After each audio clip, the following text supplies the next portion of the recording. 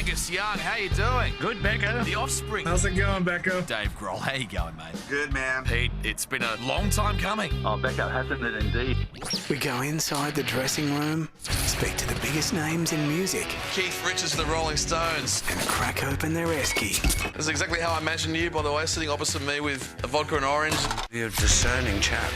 This is The Rider.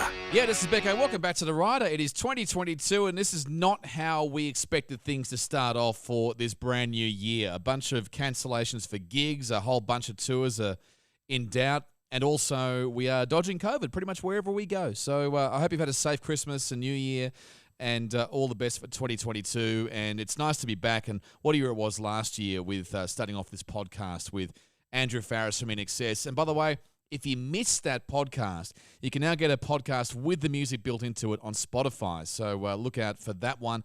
That's just been released. And also we had Dave Gleason from the Screaming Jets, Ben Lee, and also Nick Sester. And it's really going to be a positive year when it comes to this podcast. Speaking to so many people I admire, so many great musicians, but also people behind the scenes, managers, people in touring, and there's some great conversations to be had. And look, we really do hope that touring will come back in a big way this year, even though many tours have actually been postponed or cancelled. We heard in the last week or so, Full Tilt has been pushed back to April. Uncaged also coming back in March and April. The King Street Carnival was cancelled, but I think that will be coming back a bit later on this year. And also I hope for the Kiss tour as well, even though that is kind of in doubt right now. We've got Under the Southern Stars in March.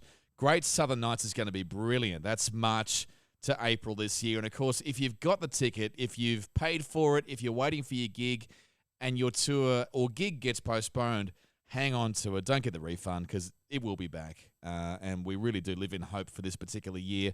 Let's get straight back into this podcast, The Rider, with our next guest. The Choirboys on Hey Hey It's Saturday. And our guest, the band's frontman, Mark Gable. The Choirboys, g'day. Mark Gable from the Choirboys. Last year they released the new album, which was the first one in quite some time, called Feels Good. Now, it was a compilation of all the live performances he and the band were doing during lockdown. So it's 9 tracks, including one brand new song called Home Free, which is their first in over 15 years. There's a great story about this single we'll get from Mark in just a moment, but in a nutshell, a fan sent it into them and they were like, that's actually really good. We don't remember doing that. And they ended up recording it for this album. So let's check Zoom right now. I can see him just dialing in as we speak.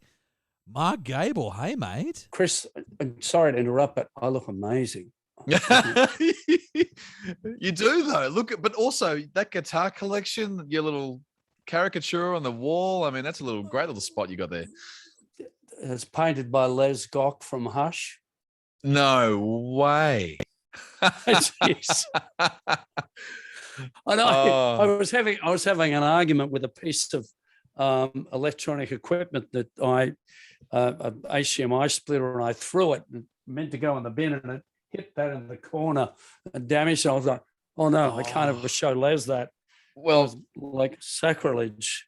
It is it's priceless because you can't put a price on it. So, No, you can't. It's so good to see your face. Oh, it's so good to see your face, Chris Beckhouse. Look at you. You look younger than you the last time I saw you.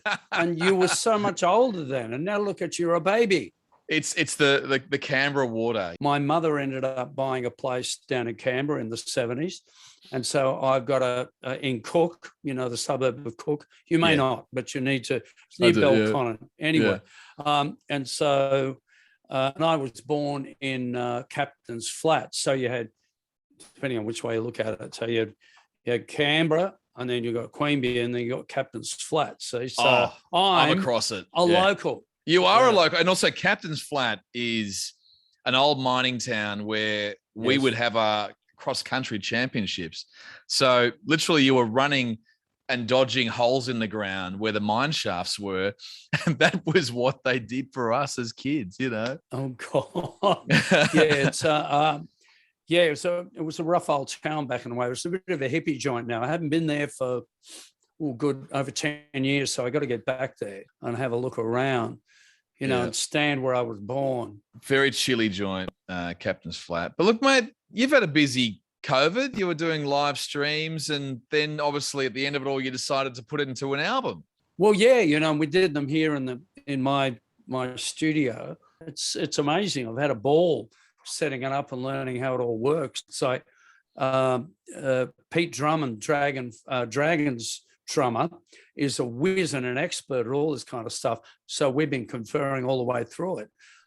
So we really started to develop our studios. At the same, even though he's in Melbourne, at the same time during last year's COVID.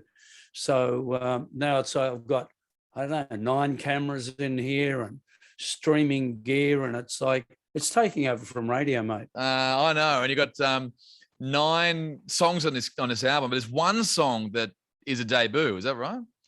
That's correct. Yes, and yes, Home Free is the one. It's actually got a history. It's weird how we're doing things now, because we're going through all the old hard drives and finding songs, from way back. But this one we didn't find on a hard drive. A fan sent it to us on Facebook.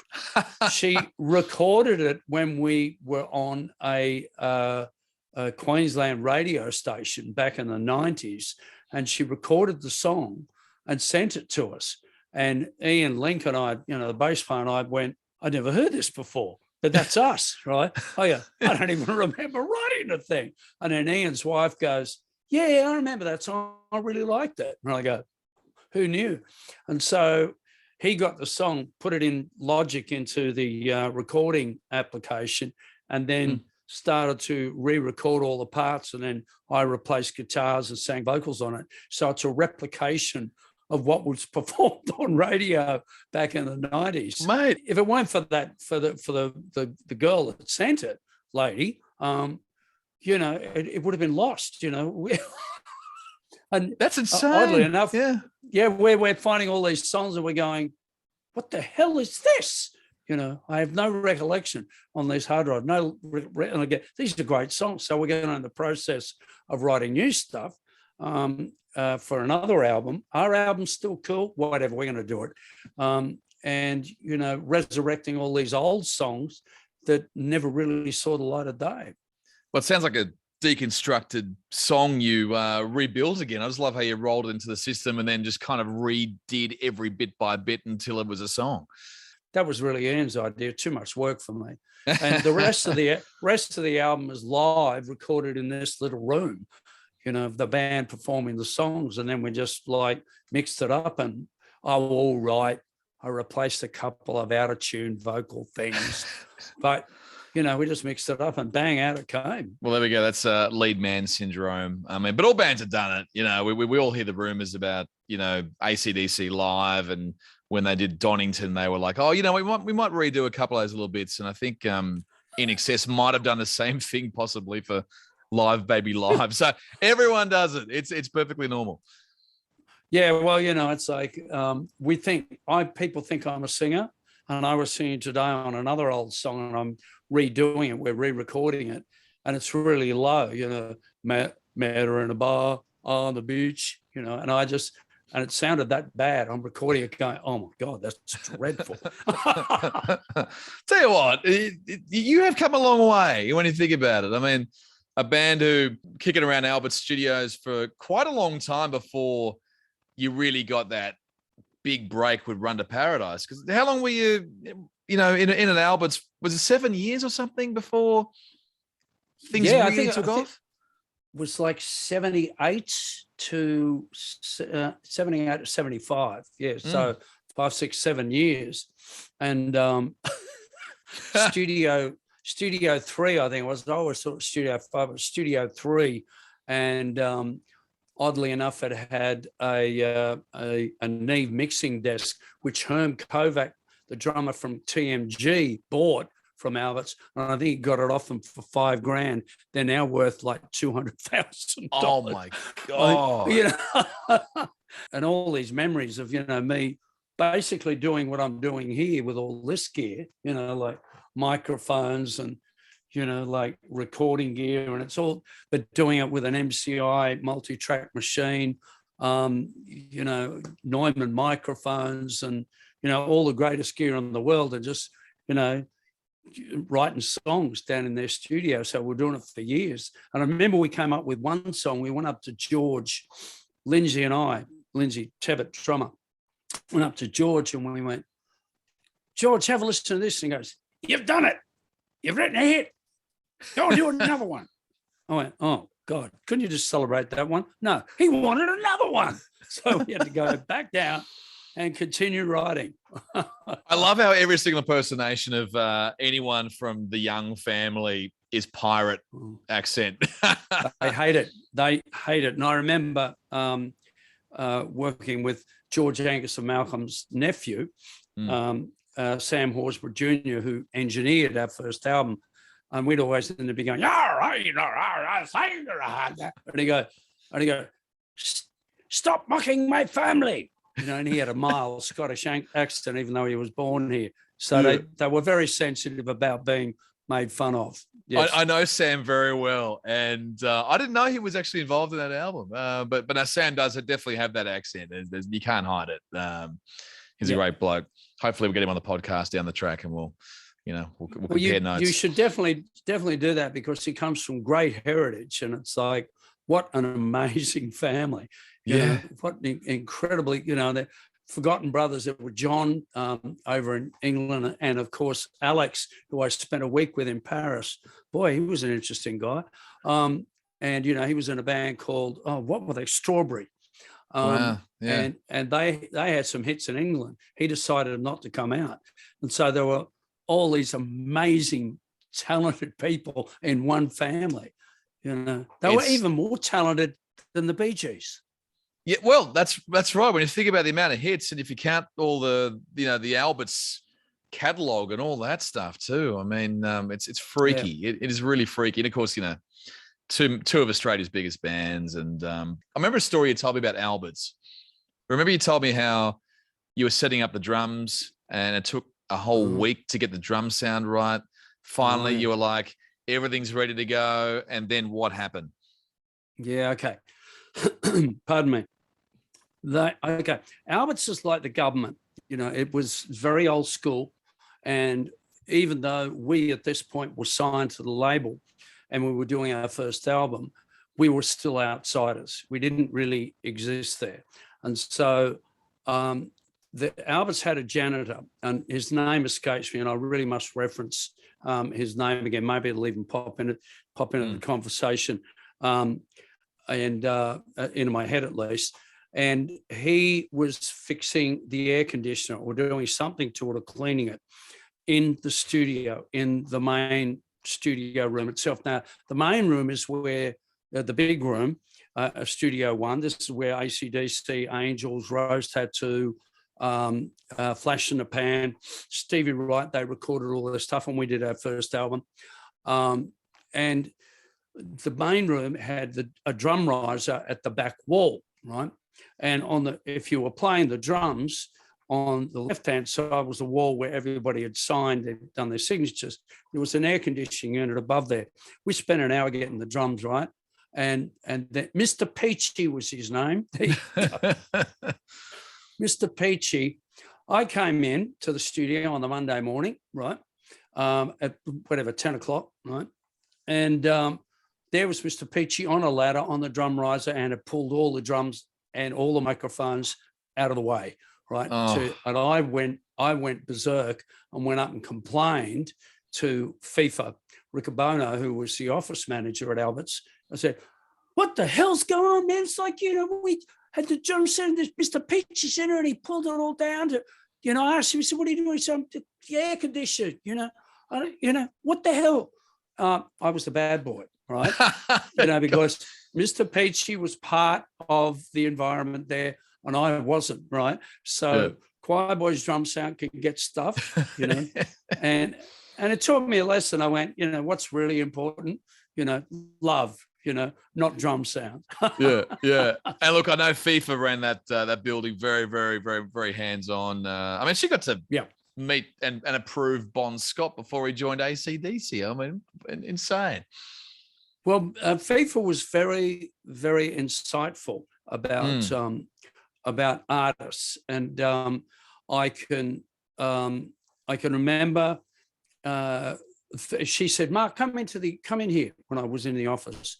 And sitting down was a little bald guy from a band called Rose Tattoo, and it was Angry. She said, Mark, this is Angry Anderson. And this is like 1977 or 78 or whatever. Yeah. Right? I go, oh, Angry, how you going? Huge fan, and blah, blah, blah, all that stupid stuff, you know. And then anyway, Angry left, and then the next day, 2 days, FIFA goes, come in, have a look at this. And I go, what? And she goes, she pulled open her drawer and she held up a picture of Angry laying on a couch naked. Now, hang on. I'm pretty sure I heard a story about when you met Angry. Didn't he grab you somewhere? He did. And it was that first meeting, and I didn't know whether I should mention that, but since you brought it up, Mr. Becko said, FIFA introduced me on that first meeting, and then Angry reached over and grabbed my testicles and started massaging them. And I just thought, well, if he's going to do that, I'll just ignore it and just tough it out, right? And then Angry and I are great mates and everything, right? And even I didn't bring it up till years ago. I go, what the hell did you do that for anyway? And he goes, because I liked you.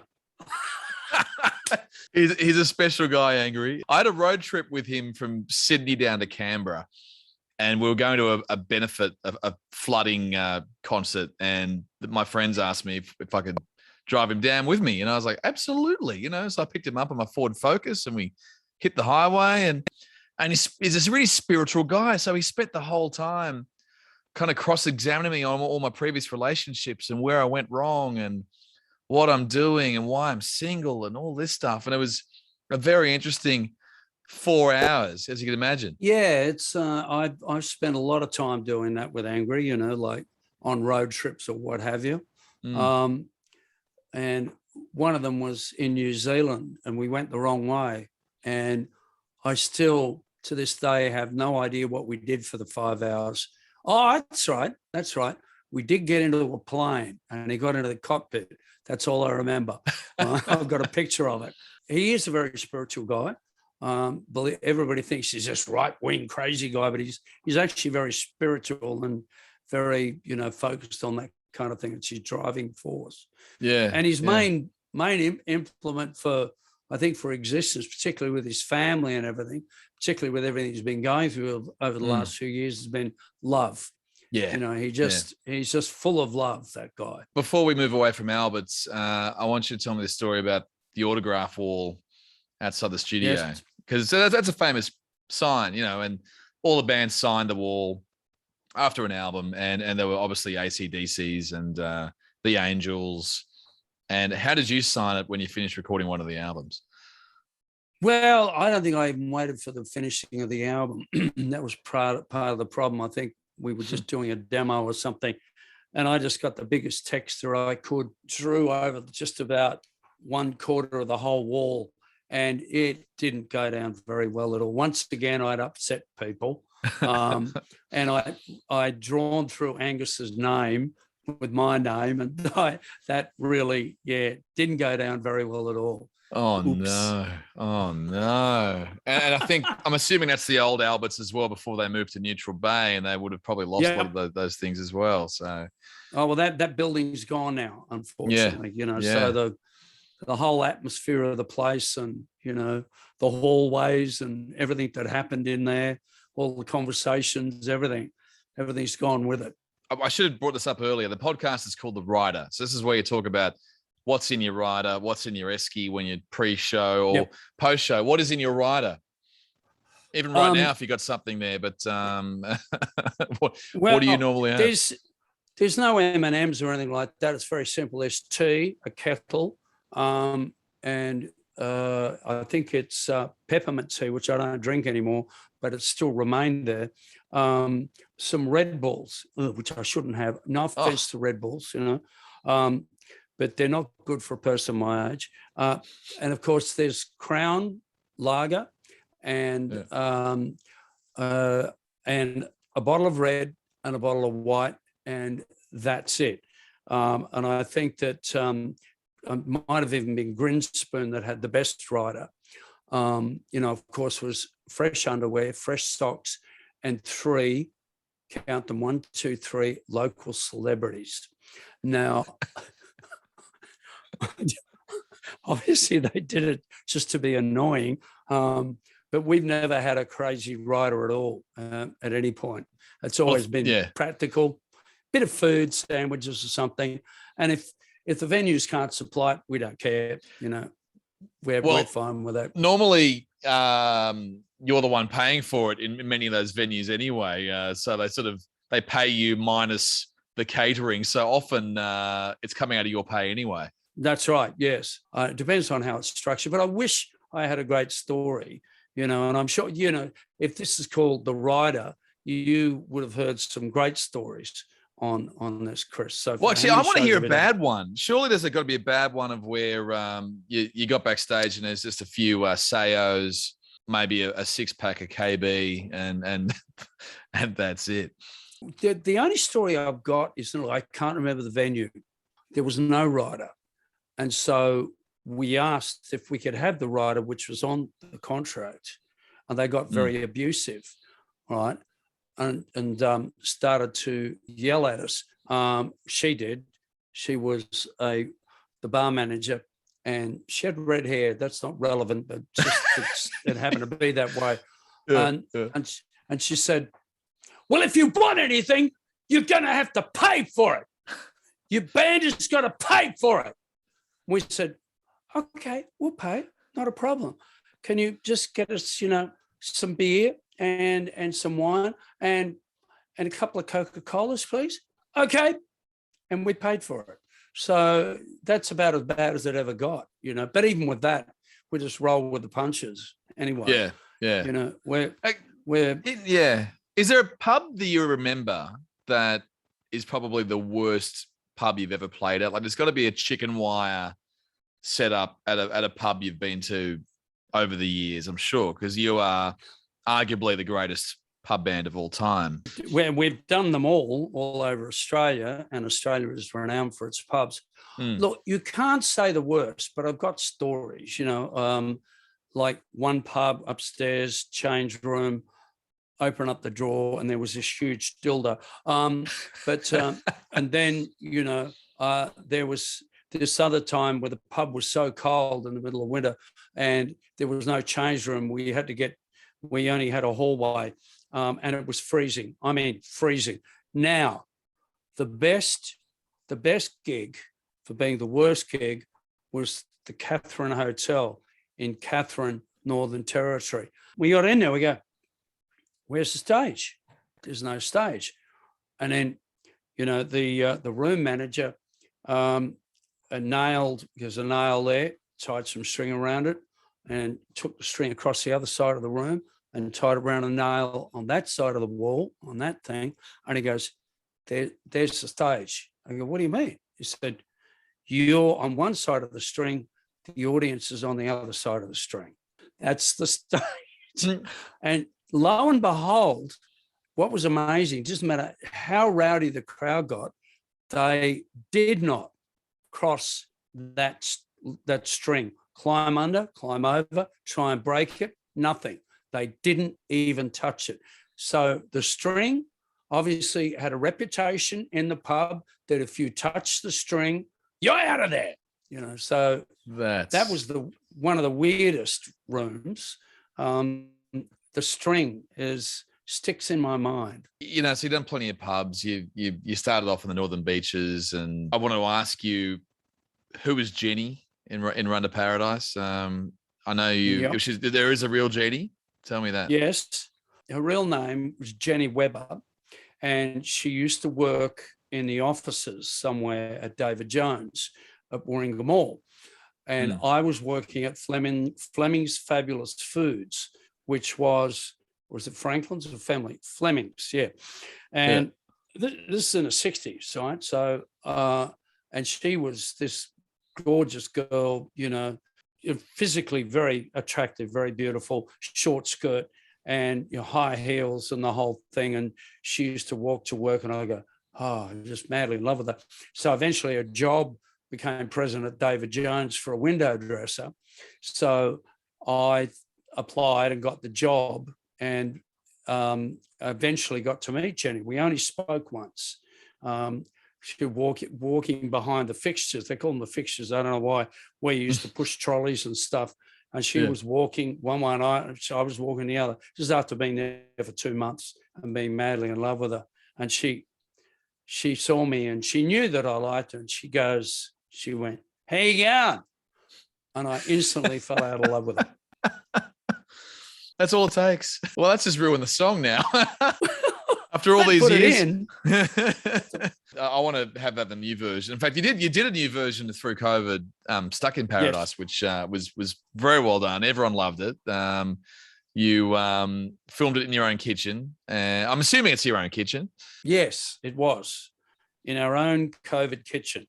Up here at the Central Coast. Yeah, so it was inspired. Melinda wrote the lyrics. Melinda Schneider, my partner, wrote the lyrics. It was inspired by the fact that, wow, we're in lockdown, first lockdown, and look at it, sun's shining. We're still, if you want to go to the beach, you can go to the beach. It's like, it wasn't that bad. It was like, we really were, stuck in paradise. It was beautiful. But I remember, obviously weird. Obviously, yeah, very weird. In fact, where were you when it all kind of happened? Were you in the middle of a tour? I'd just gotten back from Queensland after doing several shows, and a couple of them emceeing.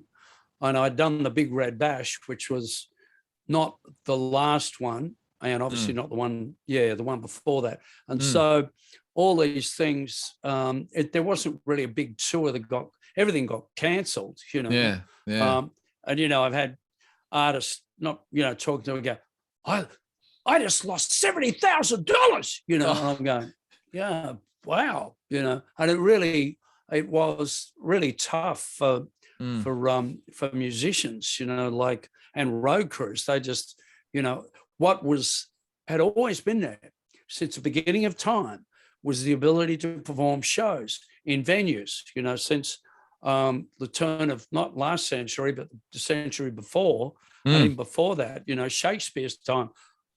No matter what, people will go to theatres or whatever, right? And so pubs happen, pubs. This is the first time in history that got shut down, and people were devastated. I actually enjoyed the break. It did drive me a little nuts the second time around, and it still is to a degree. I got to tell you, I'm sick to death of wearing masks. I just, I think we all are. It's like, I'm just looking forward to the day when I don't have to do it. But I've stuck by the rules. I think it's a virus, so I'm sticking by it, and I'm doing the right thing. Yeah. Well, it's unlike overseas where they got a bit crazy and they open up restaurants in places like New York, and you had to wear the mask, but when you took a bite, you had to take the mask off. And when you took a drink, mask off, but then mask back on while you were having a conversation over your dinner. I mean, it's all so weird. It has been a crazy time. It's been a very difficult time. And it's been very, very testing emotionally and mentally on a lot of people. A lot of people have suffered. But I prepared to be online for the rest of my life. Yes. I'm just, I'm going to make videos about how to make videos online. I got all the gear and I've got all the expertise. So I'm going to become a YouTube star, just like telling people how to do it, even though they don't have to do it anymore. It's made interviews so much easier. You don't have to travel to interview people. In fact, it's got rid of junkets, unfortunately. So they used to fly you overseas and you'd go to Chile to interview Iron Maiden or whatever. But now it's like, we've got this thing called Zoom. So no need for that. Yeah, that's a bit of a drag, because driving 2 hours to the airport, and if you hang around, you go in the lounge if you're lucky enough, and then you've got to get on a plane for 30 hours, and then you got to drag your butt around interviewing Iron Maiden, when they don't want to be interviewed. That. Yeah, that's right. Now, you're about to go on the road. You are on the Monday Bash, which is going to be really good, and that's out of Broken Hill. It's going to be just an incredible weekend, and you've done the Big Red Bash, which also is spectacular. But Monday is going to be much the same. Yeah, it's already, well, it was already sold out, and then they cancelled it, and then they moved it, and now it's going to be going ahead. And Chris should have to tell me the date because I have no idea. And April. That's all you need to know. January, February, March, April, and that's going to go ahead, and it's going to be a blast. Those things are just so much fun because they're in the outback, and they're places where normal rock and roll people don't normally go, but they're bloody Australian, mate, and don't go there unless you've got a bottle of water. Oh God, yeah. Well, Big Red Bash would have been. Luckily in July when that happens, it's a little bit cooler, but it's still it's a big hot day, no matter sort of what time of year. Oh yeah, very very hot, and dusty, lots of dust. Who's responsible for all that dust out there? It's Just- like, Birdsville, mate. So it's dust everywhere. So what? You got another album on the way? Is that what you were saying as well? You sort of plan something coming up? Well, yeah, I'm in the. I don't know whether to do. I want to do a rock opera, and I've already got the subject matter, but I can't tell you that because if I tell you that, someone's bloody Pete Garrett's going to grab it and make Midnight Oil, do it. The subject matter is brilliant. But to do a rock opera is a big commitment. So I'm really just trying to get back into writing again, which I haven't really done in a proper sense for, nearly a decade and a half. So, and the first song that I wrote was, it's called Black and White, when everything used to be in black and white. And I just... and I'm writing a song about being old, and I sort of like whatever's coming into my head, I'm trying to write songs about it, which is what I used to do anyway. But when I've actually started doing it, I go, how the hell did I used to do this? It's like, it's a weird process. You go, there is no song, then there's going to be a song, chords, lyrics, and then it develops, and then you record it. And then all of a sudden you've got Hotel California, and then you get the Eagles, right, arguing about who wrote it and who they hate worse in the band, and so it's really a very, very interesting process. And I feel like I've never done it before, but I know that I have. It feels like a muscle you got to keep using, and when you stop using it for 15 years, in your case, it would be tough to get back into the grind.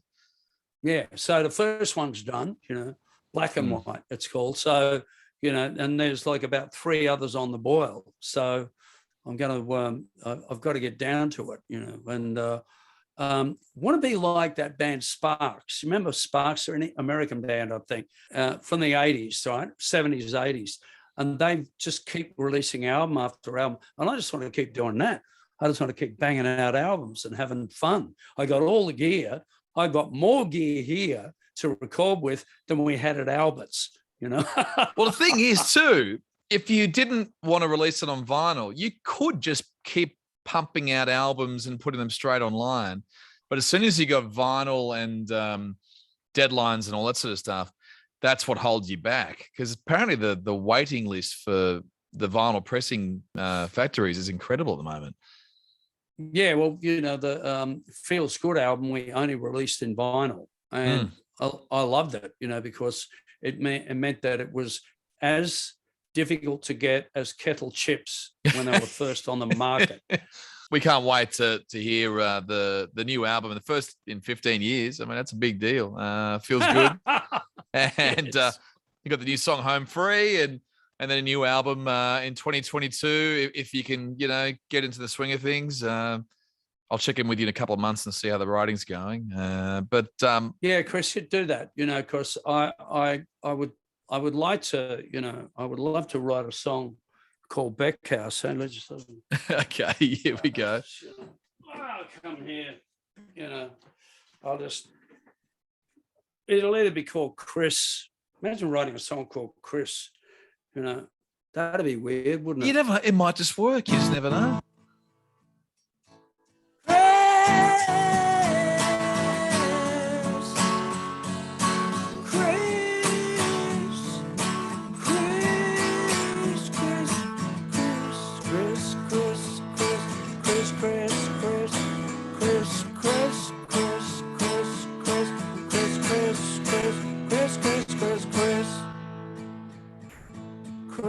got cross. I bet you never heard that before.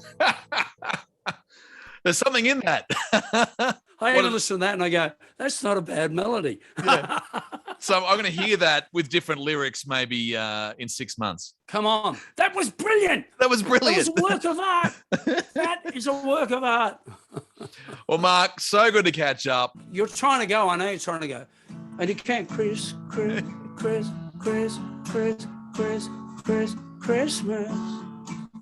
Not Backhouse. Just Christmas. Backhouse. Chris? Yeah, okay. I get it. I think I'm it in. works. Mark, like we'll see you on the road. Go and get the new album, and we'll see you at the Monday Bash. Mark. Thank you, sir. Isn't he a great bloke? Mark Gable from the Choirboys. They've been doing it for so many years. It is a profession for them, and I just love that story about how they were at Albert's Music back in the day and just autographed the entire wall over bands like The Angels and AC/DC, and I can't believe they got away with it. So there we go. That's our first ep of the year, the Rider Pod. You can go back and check out all the eps that have been uploaded so far, including Andrew Farris as a Spotify exclusive with the music included. That is now online. Click subscribe and it'll arrive on your inbox or your app every week when it gets uploaded. Next week, an industry legend on the podcast with some brilliant stories to come. This is The Rider. Follow us on Instagram, The Rider Pod. Catch you back soon.